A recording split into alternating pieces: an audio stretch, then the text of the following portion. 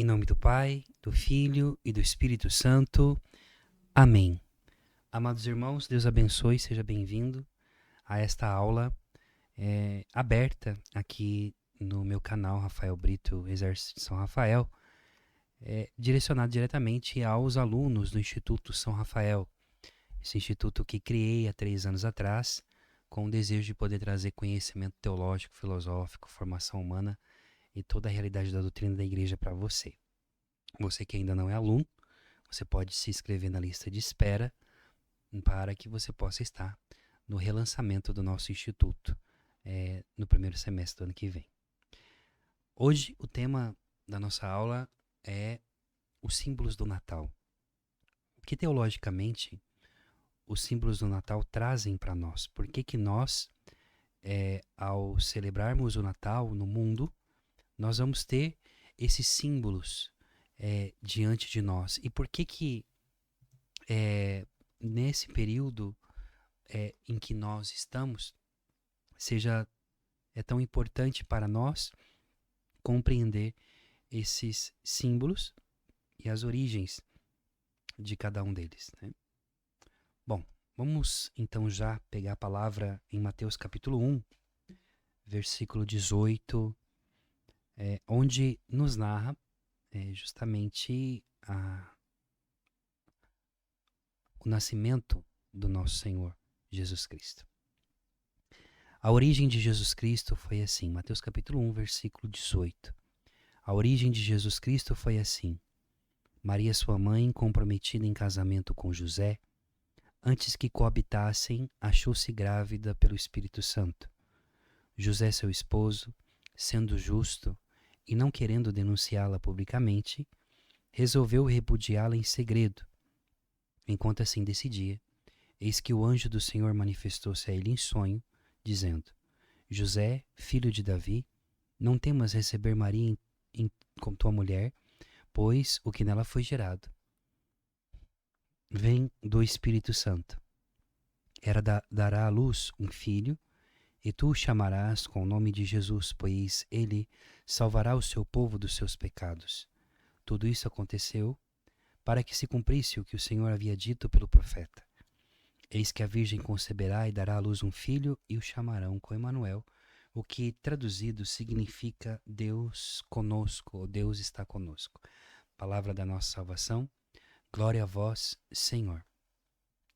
Amados, esse texto, ele traz para nós aquilo que é a essência desta celebração, daquilo que nós estamos celebrando neste tempo. O Natal, ele é uma festa para o mundo.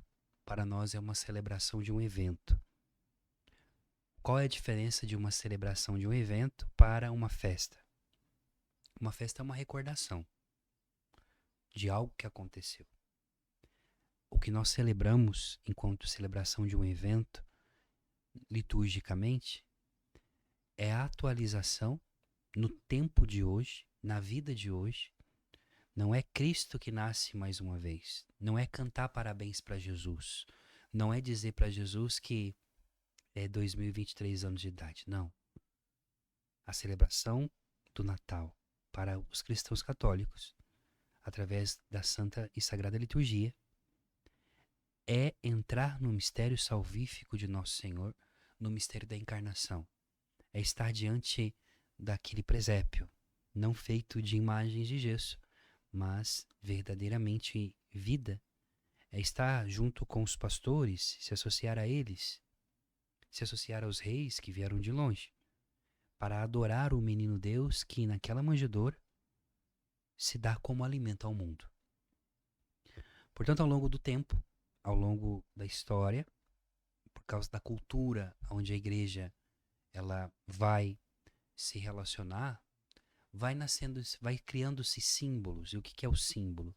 O símbolo nada mais é do que uma realidade poderosa, cognitiva, que em si mesmo comunica algo além de si. Por exemplo, quando você vai na Santa Missa e você está na Eucaristia, né, a hóstia consagrada e o cálice, o vinho é, são chamados de os símbolos da liturgia. O pão, o vinho, tá? Mas não é só, esse pão não é só pão, ele é o corpo de Jesus. Corpo, alma, sangue e divindade de nosso Senhor. O pão é a mesma coisa. Do mesmo modo que o pão tem como simbologia alimentar, matar a fome, sustentar, veja que é um símbolo comum, mas que agora, através do sacramento, ele assume, pelo intermédio do Espírito Santo, algo poderoso, que comunica algo a mais. Assim como o pão nos alimenta, mas que nós depois vamos ter fome, aquele pão não é pão, aquele pão é Cristo, aquele pão é Deus. É Deus, de fato, que se dá como alimento de vida eterna. Nós comemos, como diz Jesus no João capítulo 6, mas amanhã nós vamos ter que comer de novo o pão comum, mas o pão da Eucaristia é pão, é alimento de vida eterna. Faz com que você viva eternamente. Portanto, não é simplesmente uma hóstia, não é simplesmente água com farinha, é o corpo de Jesus. Veja que o símbolo, então, aquilo que vejo, ele me leva a mais. Né?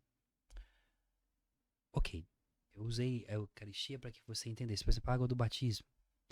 As águas do batismo que eu recebo, ela também tem a sua simbologia. Que assim como uma criança que nasce da água, assim como uma criança que é gerada dentro do útero de sua mãe, assim também nós somos mergulhados no útero de Deus, da igreja, nas próprias entranhas do Senhor, que nos gera para uma vida nova. Então veja, os símbolos trazem isso. Então, ao chegar na evangelização, os primeiros cristãos vão, ao anunciar, ao poder falar da festa, da celebração do Natal, também vão usar, sejam símbolos que já existiam e levam esses símbolos à plenitude, símbolos naturais, aquilo que São Tomás de Aquino chama de religião natural, porque o ser humano, mesmo não tendo a plenitude, aquele que não chegou à plenitude da fé através do Espírito Santo, por natureza, ele busca a verdade. Por natureza, ele busca a Deus. Por natureza, ele busca um culto ao Senhor. Aquilo que se chama de religião natural. Claro, essas religiões depois vão ter todos os seus sincretismos, as suas coisas erradas, mas no fundo, lá, na sua essência, tem uma busca e essa busca só pode ser saciada, respondida, encontrada através do encontro pessoal com a verdade, que é Cristo, que é o Senhor, que desceu dos céus. Dito isso, vamos então para aquilo que hoje são alguns símbolos do Natal. Né? Primeiro símbolo do Natal que nós vamos muitas vezes lembrar vai ser a estrela de Natal. A estrela de Natal é colocada na ponta da árvore, né? Na árvore de Natal, ou tem pessoas em alguns lugares que colocam já a estrela na porta de casa ou fora, junto com, por exemplo, a guirlanda ou outros lugares, dependendo de cada região. No Brasil a gente costuma colocar a estrela, né, na ponta da árvore. E por que a estrela de Natal? Bom, o símbolo da estrela, lembremos que foi a estrela que guiou os magos no capítulo 2 de Mateus, que eles viram a estrela. E a estrela que norteia os magos para encontrar com Jesus. Mas nós temos que lembrar que essa estrela, ela tem uma referência diretamente ao próprio Cristo. A estrela é Cristo. Lembremos que, por exemplo, o Sol não é um planeta. O Sol é uma estrela que ilumina, sim ou não? A gente vê as outras estrelas, mas a estrela maior, mais próxima de nós, é o Sol. E, portanto, então, essa estrela. O que tem a ver isso? Tem tudo a ver. Em Isaías capítulo 9, existe uma profecia a falar do próprio Cristo, que aqueles que andavam nas trevas viu uma grande luz. Uma luz raiou para aqueles que andavam na sombra da morte. Já no Antigo Testamento também, nós vamos ter essa referência enquanto Deus, enquanto luz nas trevas. Nós vamos ver, por exemplo, a chama de fogo que queima na sarça ardente, que ilumina. Nós vamos ter a coluna de fogo que faz Israel atravessar o mar. Essa coluna ilumina durante a noite. Nós vamos ver a Shekinah de Deus que ilumina na sombra do Altíssimo que entra dentro do santuário. né? Nós vamos tendo essas referências a essa luz do Senhor, que é luz das nações, que Ele é aquele que ilumina, é o sol que ilumina toda a manhã, que ilumina a nossa vida, assim como o sol, que é sinal de esperança, que hoje a noite se depõe e amanhã cedo vai se levantar, representa justamente esse renovar-se da esperança, é o próprio Deus, são símbolos. Deus não é o sol, Jesus não é uma estrela, mas aquilo que a estrela comunica, de iluminar, de aquecer, de dar vida, e assim é Cristo. Quero uma referência sobre isso em relação por que Jesus é estrela, por que Jesus ele é luz. É só você pegar em em Lucas capítulo 1, no cântico do Benedictus, que o pai de João Batista canta para Deus depois que o menino nasce. Ele diz assim, capítulo 1, versículo 78. Graças ao misericordioso coração do nosso Deus, pelo qual nos visita o astro das alturas. Veja, o astro das alturas aqui é Anatolé, ou Anatole, é um título do Messias, astro que traz a luz, Números capítulo 24, versículo 17, Malaquias capítulo 3, Isaías versículo 60. E rebento que surge do tronco de Davi. Quer dizer, então ele é, de fato, a luz, o sol que ilumina todo homem. E aí o apóstolo João, no capítulo 1, vai dizer para nós que no princípio era o verbo estava com Deus, o verbo era Deus, enfim, a partir de então vai dizendo isso. Até que em um determinado momento ele diz assim, ele é a luz verdadeira que ilumina todo homem, mas ele veio para o que era os seus e os seus não reconheceram. Mas a todo aquele que o reconhece, ele dá o poder de se transformar em filho de Deus. Por quê? Porque ele é a nossa luz, ele nos ilumina de dentro para fora. Ele é essa luz no meio das trevas. Assim como os magos foram guiados no meio da noite, assim também nós, na noite escura da nossa vida, desse vale de lágrimas, existe uma luz que brilhará. E aonde essa luz brilhará? Ainda com mais intensidade.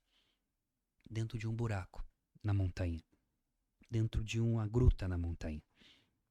E a gruta, ela tem também um significado importante, porque a gruta de Belém está profundamente ligada à gruta pelo qual Jesus foi sepultado num buraco na rocha, ali no monte da Caveira, no Gólgota, onde Nosso Senhor foi sepultado.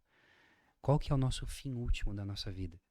Senão terminar os nossos dias dentro de um buraco. Não é assim? Pois é dentro de um lugar escuro.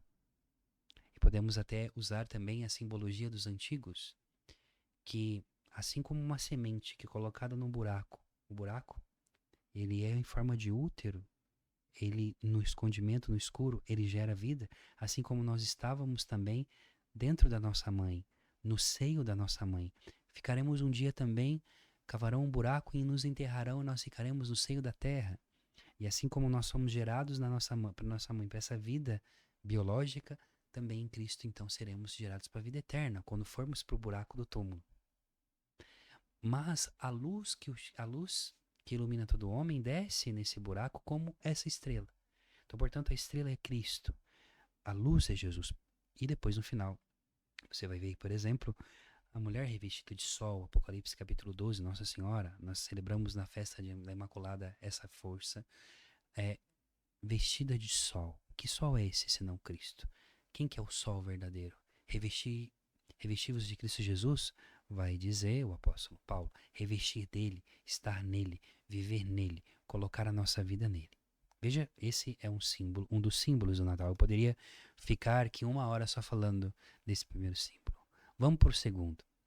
Um outro símbolo muito recorrente que nós vamos ter será os sinos de Natal. Por que o sino, né? Os sinos marcam o som dos céus, né? Por esse motivo, as suas badaladas da noite, no Natal, ela tem como regra anunciar a chegada de alguém. Por exemplo, antigamente,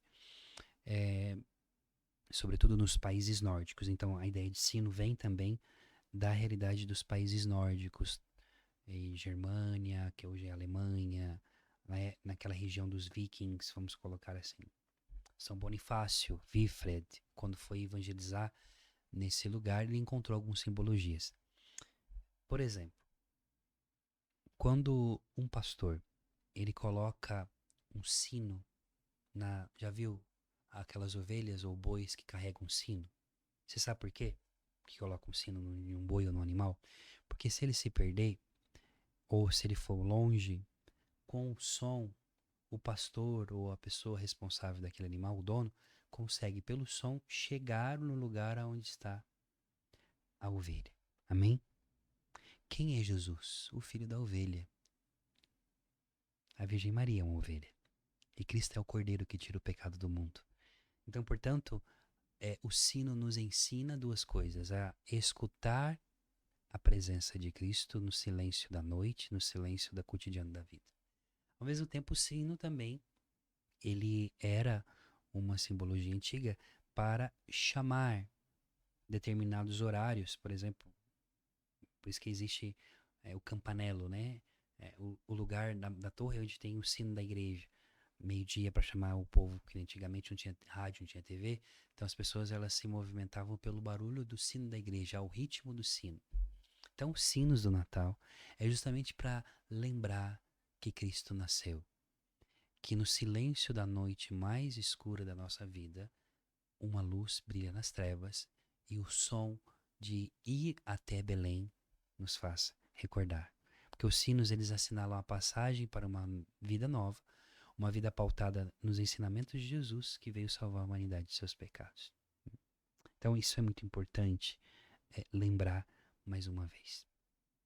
Um outro símbolo são as velas de Natal, sobretudo no tempo do Advento. Né? Em um tempo que não se tinha eletricidade como nós tínhamos hoje, mas se usavam lamparinas e velas, sobretudo na Europa antiga, na medieval. A ideia é justamente essa, da luz de Deus dentro das nossas casas. A luz de Jesus que ilumina os caminhos da nossa vida, mas também que quer iluminar a nossa família. Então as velas, acender velas, né? Como nós temos eu gosto muito de velas. Nós não acendemos vela para o santo, para iluminar o santo. Nós acendemos vela para lembrar justamente que assim como aquele santo do paraíso que está na luz de Deus, também eu sou chamado a viver nesse mundo na luz do Senhor. É uma simbologia. Por sua vez, nós temos depois então o presépio. O presépio, ele corresponde à cena da natividade de Jesus. Quem cria o presépio vai ser São Francisco de Assis. E São Francisco de Assis, ao criar o presépio, ele faz essa representação. Já existia, você já vai encontrar essas realidades em relação ao presépio em Santo Agostinho, Orígenes e outros padres da igreja, mas é São Francisco que faz a primeira cena do presépio numa gruta em Giotto, né? E assim ele vai trazer essa realidade para nós da simplicidade, da pequenez, de um Deus tão pequeno que nasce em meio aos animais. Do lado um burro, do lado um boi, para dar aconchego, para dar calor àquela criança que nasceu. Nós temos um símbolo maravilhoso no Natal, que é a manjedoura. E a manjedoura era nada mais, nada menos do que o lugar onde se colocava os alimentos, onde se colocava os alimentos justamente para os animais. Né? E dentro dessa realidade, quando nós olhamos para isso, nós vamos ver algo interessantíssimo, né? A manjedoura, ela tem como sinal forte, como símbolo. Veja como que o símbolo é importante. A palavra Jesus nasceu aonde, gente? Escreva aqui nos comentários. Nasceu em Belém, não foi? Então escreva aqui. Nasceu em Belém. Você sabia que a palavra Belém, Betlém, Bet, Vem de casa, tá certo? Bethlehem. Lem é pão. Então Belém significa a casa do pão. Você vai lembrar por que se chama casa do pão. Lembra da história de Ruth e Noemi? Ruth, ela era a nora de Noemi. Está no livro de Ruth, muito bonito. Um dia eu quero fazer um estudo bíblico com vocês sobre o livro de Ruth. Noemi, com seu marido Elimelec, saem de Belém, que até então era um lugar que tinha muito trigo, e vai morar em Moabe, para buscar alimento lá. Eles vão com a família toda, o marido de Noemi morre os 2 filhos, e aí ficam as 2 noras, Ruth e a outra nora. A outra nora vai embora com seus deuses e Ruth permanece com sua sogra. E aí então chega o tempo que Noemi volta para Belém. E ao voltar para Belém, ali tem toda a história de Ruth que se apaixona por Boaz. Nosso Senhor começa a fazer com que eles se encontrem. Boaz, ele tinha uma plantação de trigo, né? E Ruth vai atrás para recolher o resto do trigo que cai. Então, portanto, o lugar Belém é a casa do pão. É significativo isso. Porque o pão é o quê? É um alimento, sim ou não? Ele é um alimento. Aonde São José coloca o menino Jesus? São José coloca o menino Jesus no lugar aonde se come, onde os animais se comem. Onde os animais comem. Ele é colocado como em um prato para aqueles que estavam longe. Ora, o pecado, ele é considerado algo animalesco, irracional. O boi e o jumentinho, que são sinais de força de um lado e humildade do outro, somos nós. Que por causa do pecado, nos tornamos animais, destinados à escravidão. O que um jumento faz?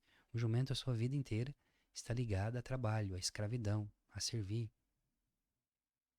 Um boi, normalmente, eu sou de Barretos, vai para o corte, né? Destinado à morte. Mas, que representa também a nossa vida, que nós também somos destinados à morte, agora a vida eterna está diante de nós e diz: eu quero ser alimento de vida eterna para você.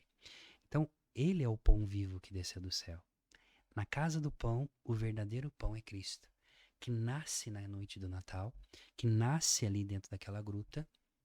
E nós vamos ver em João capítulo 6, Jesus, a um determinado momento, dizendo para os discípulos e para os fariseus: eu sou o pão vivo que desceu do céu. Quem come da minha carne e bebe do meu sangue permanece em mim ou nele, e ele viverá para sempre. Aí ele fala: não é igual o pão que os vossos pais comeram no deserto, que os israelitas comeram o maná que caía do céu. Aí eles tinham que comer durante o dia, no outro dia tinham que comer de novo, que se guardasse para apodrecer. Você já conhece essa história. Jesus está dizendo: não é igual aquele maná, eles comeram, eles morreram, não é o pão comum. Mesmo aquele pão que caía do céu, sendo um milagre da parte de Deus para cuidar de Israel no deserto, eles morreram. Mas Cristo está dizendo: eu sou, eu me dou, eu sou o seu alimento, que sustenta você. Então veja, eu sou o pão vivo que desceu do céu. Então, na manjedoura, aquele bebê envolto em faixas, aquela criança que sustenta o universo com as suas mãos poderosas e com a sua voz, com a sua palavra, agora está ali, frágil, pequeno, envolto em faixas, olhando para você e dizendo: eu desci do céu para te dar de comer, para te fazer feliz e para te dar a certeza da vida eterna. Veja como que os símbolos, a simbologia disso é muito poderosa. Você vai ter também outra realidade, os anjos. Vai ter sempre anjinhos, né? Aquelas silhuetas de anjos. Por quê? Porque os santos anjos anunciaram aos pastores. Mas o nascimento de Jesus une profundamente a vida daqueles que andam nas trevas aos anjos do céu. A nós, filhos de Adão e Eva, descendentes de Adão e Eva, que perdemos a comunhão com o paraíso agora com aquela criança que está naquela manjedoura, entre Maria e José, nos dá de novo a comunhão, de nos comunicar e de sermos agraciados de uma boa notícia. Nasceu para vós um Salvador. Outra questão bonita aqui é sobre o Papai Noel. Só que o Papai Noel, o símbolo do Papai Noel, normalmente é colocado Papai Noel debaixo das árvores, né? Foi comercializado, virou um símbolo de consumismo, sobretudo da Coca-Cola. Mas você sabia que o Papai Noel, na verdade, não existe? Quem existe é São Nicolau. E São Nicolau foi um padre da igreja, um grande bispo da igreja, que andava no tempo do Natal, no tempo assim, e distribuía presentes. Veja, a salvação e o presente não vem pela chaminé, mas vem por Cristo. E veja que o Papai Noel, que é São Nicolau, é um bispo da igreja. Para os primeiros cristãos celebrar São Nicolau, se eu não me engano, São Nicolau dia 6, celebra dia 6 de dezembro, é celebrar a figura de um bispo, que é a representação da igreja. São Cipriano de Cartago diz que aonde está o bispo, aí está a igreja, que distribui presentes. Quais são os maiores presentes que a igreja pode dar para uma pessoa? O maior presente que a igreja dá para uma pessoa não é a caridade simplesmente de dar, de ajudar, isso faz parte, mas são sacramentos. Batismo, que te faz se tornar filho de Deus, a Sagrada Confissão, o sacramento da penitência que apaga os nossos pecados, a Eucaristia. Então, os sacramentos, a administração dos sacramentos, esses são os presentes que a igreja te entrega, a simbologia. Mas, na pastoral, na vida ética, vamos dizer assim, de São Nicolau, ele dava presente para famílias pobres. E aonde se colocava esses presentes? Debaixo de uma árvore de pinheiro, porque, de novo, na realidade aí, os povos germanos. Os povos germanos, e aqui nós entramos já na realidade da árvore de Natal. Por que nós temos a árvore de Natal, que é outro símbolo?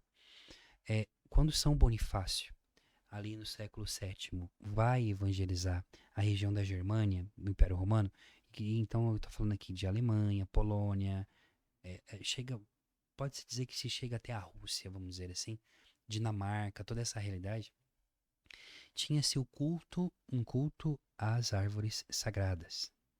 Mas, biblicamente, você já tem desde lá de trás, essa realidade das árvores sagradas. Você vai ter, por exemplo, em capítulo 18 de Gênesis, Abraão que encontra com os 3 anjos debaixo do carvalho de Mamre.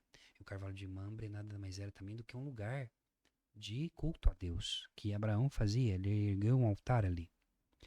Você vai ter também, por exemplo, outro lugar aonde Gideão, capítulo 6 de Juízes, quando Gideão está ele está escondido dos madianitas, lembra disso?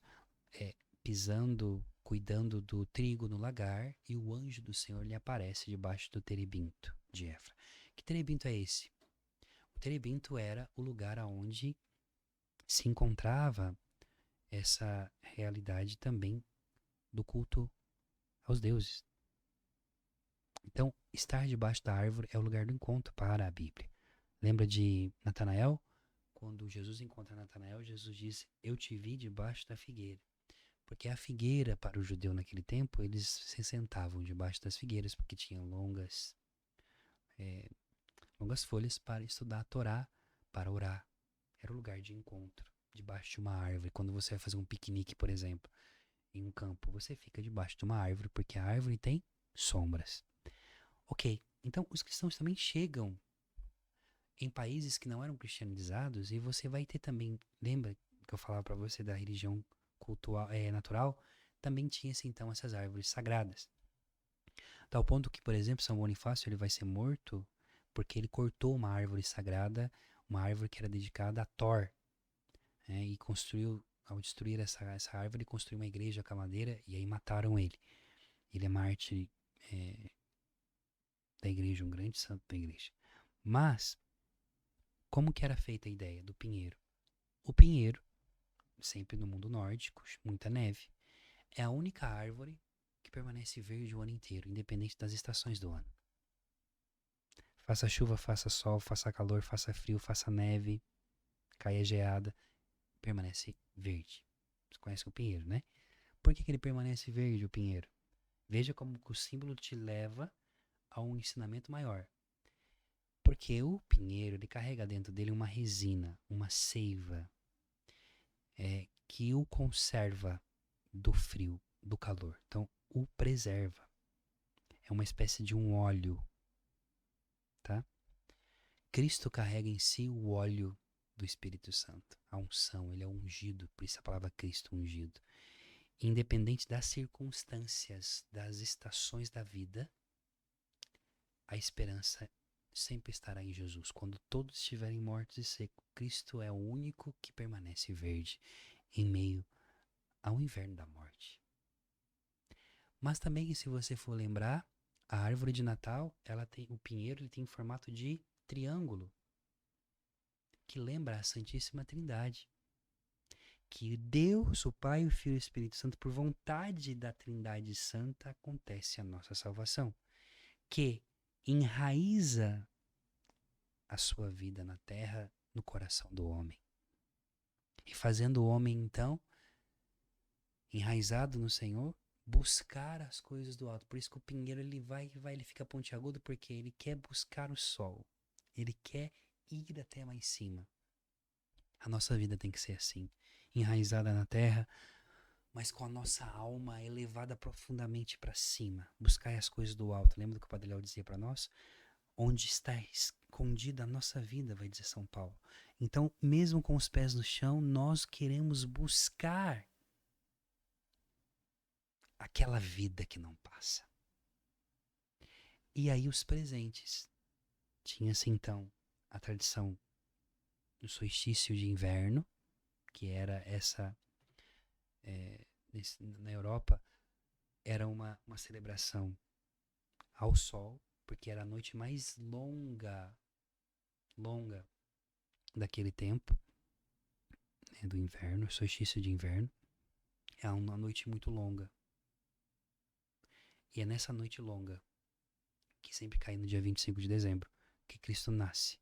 Nós celebramos, de fato, não que Cristo nasceu dia 25 de dezembro, mas nós celebramos o evento dia 25 de dezembro, dando significado a uma festa que já se fazia ao solstício de verão, ao sol invictus, ao sol que vence a noite. Cristo é o nosso sol, como eu explicava para vocês antes. Tá certo? Muito bom. Nessa região se colocava presentes debaixo das árvores, representando, com a ideia de que a divindade vinha buscar os presentes, as ofertas. Mas no Natal é o contrário. Por que a gente coloca os presentes debaixo da árvore do Natal? Os presentes que nós colocamos debaixo da árvore do Natal, que aí a gente fala que é o Papai Noel, alguns dizem que é o Papai Noel, porque lembra São Nicolau, não o Papai Noel, tá? O presente fica embaixo. Porque os presentes que ficam embaixo da árvore, ele traz algo profundo para nós. Não somos nós que colocamos um presente para a divindade vir buscar o presente. Claro, são os nossos pais que compram os presentes para nós, né? Mas assim como os nossos pais que nos dão, e sai do bolso deles e da oferta deles, e nós não gastamos nada com isso, quando nós éramos crianças, claramente estou dizendo, assim é Deus. Qual é o presente que está debaixo da árvore de Natal verdadeiramente? Lembra João capítulo 3, versículo 16, quando Jesus fala para Nicodemos assim: pois Deus amou tanto o mundo, que deu o seu único filho, para que todo aquele que nele crê não pereça, mas tenha a vida eterna. Deu. A palavra presente vem de dons. Presente ela tem como sua raiz a palavra doni. Então é algo que é dado, dons. E o que é dom, o que é dado, é imerecido, sim ou não? Portanto, o maior presente que você recebe no Natal não é um relógio, não é o seu videogame novo, não é o livro que você gosta, não. O maior presente que você recebe no Natal não foi seu pai, não é o Papai Noel que deu, não é ninguém que deu. É Deus que te dá. E Deus dá aquilo que é mais precioso para ele, o seu próprio Filho Jesus, que vem te encontrar. Tá entendendo? A simbologia disso. E assim então o Natal ele perde o seu significado justamente por causa dessa correria louca, dessa vida doida que nós vamos vivenciando em todos os instantes, amados. Em todos os instantes. Né? E é isso.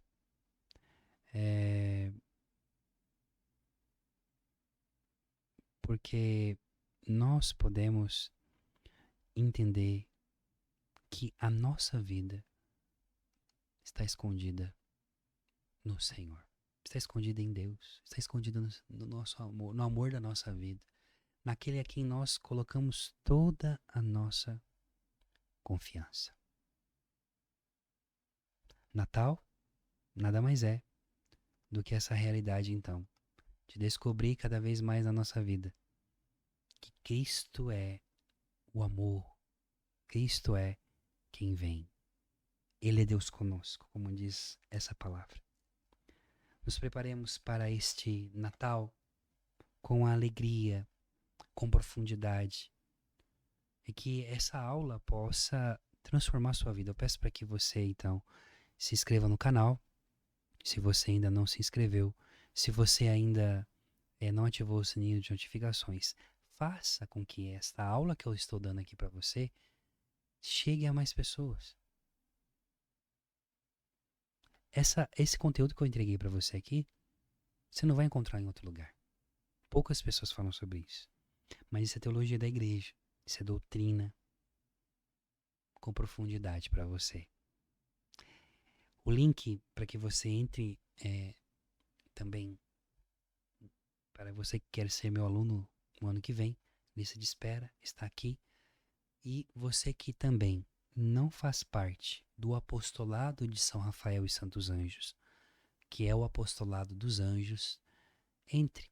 Tem um link aqui também na descrição do vídeo para que você conheça melhor e faça parte desse mover de Deus na sua vida.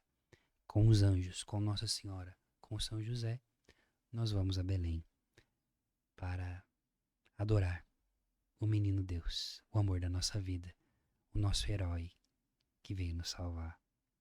Deus te abençoe.